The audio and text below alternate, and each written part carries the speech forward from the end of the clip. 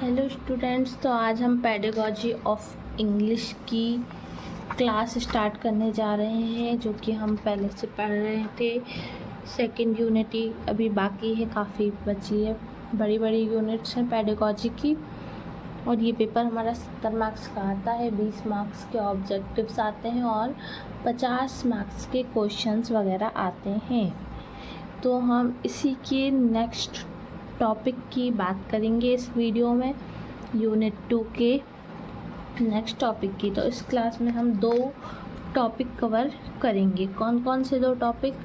First तो है doctor wastes method और सेकंड है स्ट्रक्चर मेथड। आज हमने सुबह भी इसकी एक क्लास अपलोड की थी, अभी हम शाम को अपलोड करेंगे। कौन कौन सी? डॉक्टर वेस्ट्स न्यू मेथड और स्ट्रक्चर मेथड, ये 2 मेथड हम आज की वीडियो में कवर करेंगे। तो first doctor West's new method.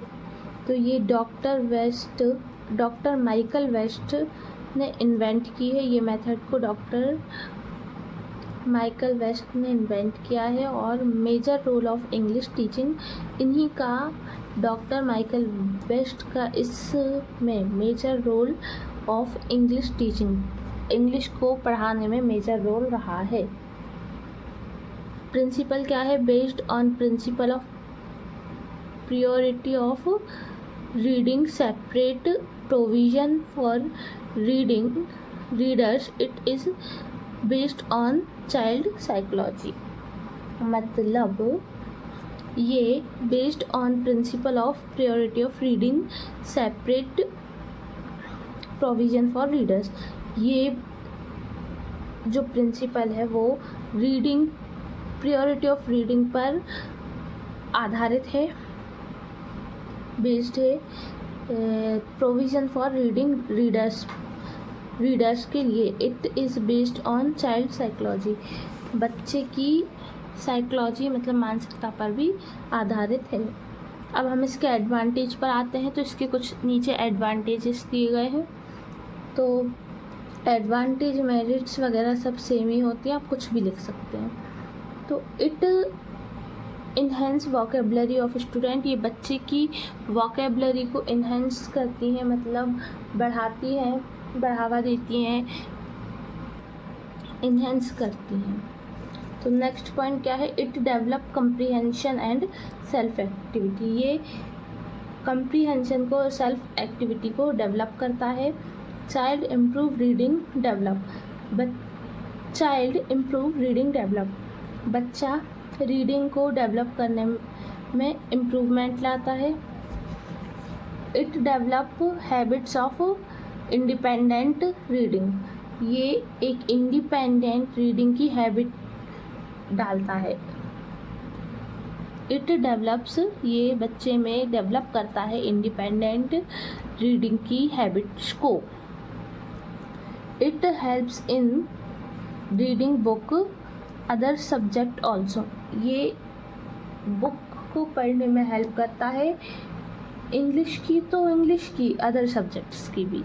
तो ये सारे सब्जेक्ट्स की बुक्स को रीड करने में हेल्प करता है। तो ये इसके कुछ एडवांटेज हो गए। कौन कौन से? It enhance vocabulary of student, it develop comprehension and self activity, child improve reading develop, it develop habits of independent reading, it helps in reading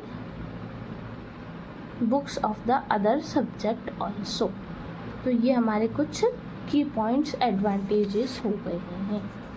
अब हम इसका पढ़ेंगे डिसएडवांटेज, डीमेरिट्स क्या होते हैं वो। अगर किसी चीज़ की अच्छाइयाँ होती हैं तो बुराइयाँ भी ज़रूर होती हैं। तो एडवांटेज अगर हो गई किसी चीज़ को तो डिसएडवांटेज भी ज़रूर होंगे। तो डिसएडवांटेज में फर्स्ट पॉइंट क्या है? Pronunciation is not improved, pronunciation is not improved, ये हमारा फर्स्ट पॉइंट है। सेकंड पॉइंट है it ignore other aspect of reading, ये रीडिंग के अदर एस्पेक्ट को इग्नोर कर देता है। समटाइम टीचिंग बिकम डल, कभी कभी इसे पढ़ाने में बोरियत सी महसूस होने लगती है। Reading can not be interested in readers के लिए रीडिंग इंटरेस्टिंग नहीं होती है।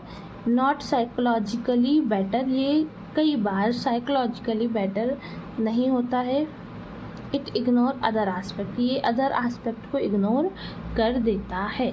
तो इसके ये कुछ हो गए हैं डिसएडवांटेज। तो फर्स्ट डिसएडवांटेज है प्रोनाउंसिएशन इज़ नॉट इम्प्रूव, इसमें प्रोनाउंसिएशन इम्प्रूव नहीं होता है। It ignore other aspect of reading, ये रीडिंग के अदर आस्पेक्ट को इग्नोर कर देता है।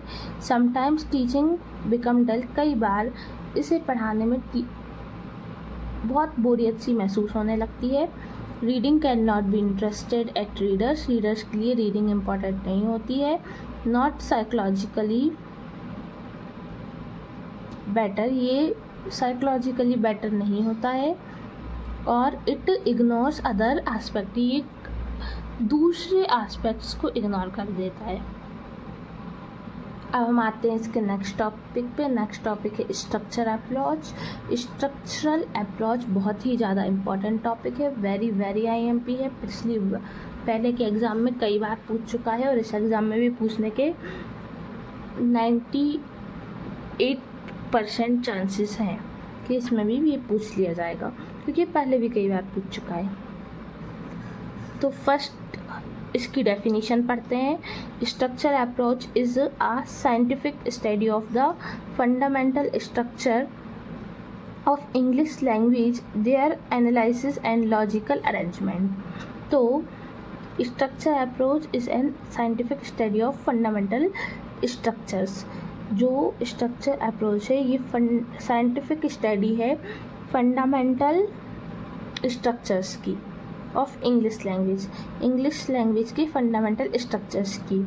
There analysis and logical arrangement, इसमें एनालिसिस और लॉजिकल अरेंजमेंट भी हैं। आया बात समझ में? अब हम इसके आगे पढ़ते हैं। फिर इसके कुछ प्रिंसिपल है उसे देख लेते हैं। तो प्रिंसिपल इसका क्या है? इट फोकसेस ऑन, दिख रहा है आप लोगों को,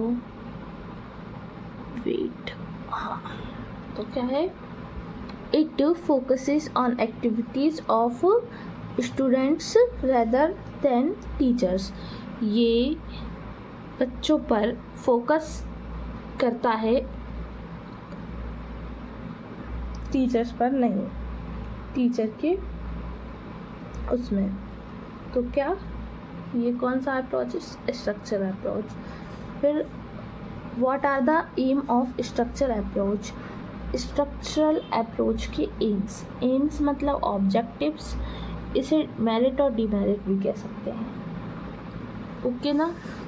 तो एम्स, हम स्ट्रक्चर अप्रोच के कुछ एम्स पढ़ेंगे। तो the aim of structure approach are as follows, नीचे दिए गए हैं। तो फर्स्ट क्या है? To teach fundamental skill, to teach fundamental skill.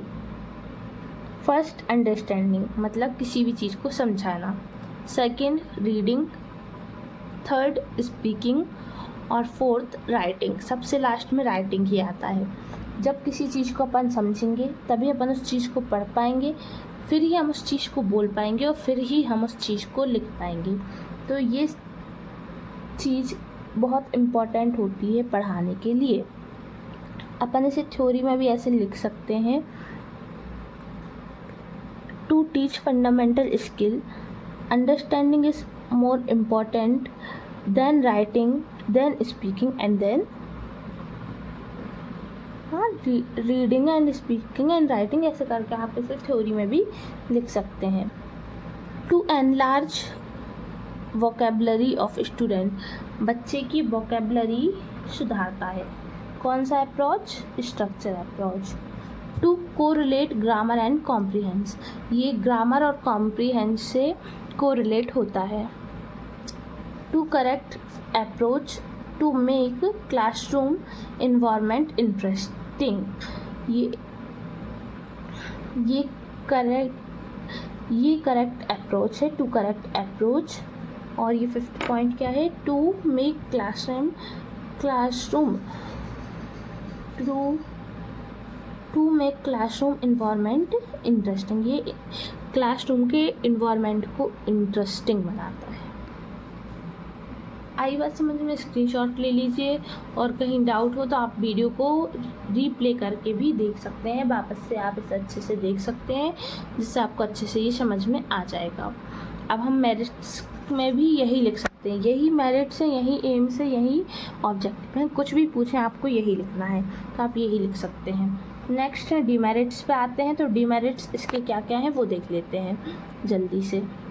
There is grade system, it does not solve problem, ये ग्रेड सिस्टम है, इसमें प्रॉब्लम सॉल्व नहीं की जाती। There is grade system, it does not solve problem. It is most suitable for lower classroom, ये lower classroom के लिए बहुत ज़्यादा सूटेबल होता है। Only well selected sentence are taught, यहाँ पर ओनली वेल सिलेक्टेड सेंटेंसेस पूछे जाते हैं। इट मेक क्लासरूम डल और अनइंटरेस्टिंग, ये क्लासरूम को बोरिंग और अनइंटरेस्टेड बनाता है। It demands too much material, ये बहुत सारे मटेरियल की डिमांड करता है। तो ये इसके 4 हो गए हैं डीमेरिट्स। डीमेरिट्स डिसएडवांटेज सेम होते हैं, तो क्या है, there is grade system, there is grade system, it does not solve problem, it is most suitable for lower classroom, ये लोअर क्लासरूम के लिए बहुत ज़्यादा इम्पॉर्टेंट होता है। Only well selected sentence are taught, यहाँ पर ओनली वेल सिलेक्टेड सेंटेंस ही पूछे जाते हैं। इट मेक क्लासरूम डल और अनइंटरेस्टिंग, ये क्लासरूम को डल, बोरिंग और अनइंटरेस्टिंग बनाता है। It demands too much materials, ये बहुत ज़्यादा मटेरियल की डिमांड करता है। तो ये हमारे कुछ क्वेश्चंस हो गए हैं, ये हमने आज सॉल्व कर लिया है। अब हम पढ़ते हैं इसे नेक्स्ट क्लास में और देखते हैं, ये 2 क्लास तो और चलेगा, 2 क्लास में हम इसे यूनिट को ख़त्म कर देंगे, फिर हम यूनिट 3 पे आएंगे।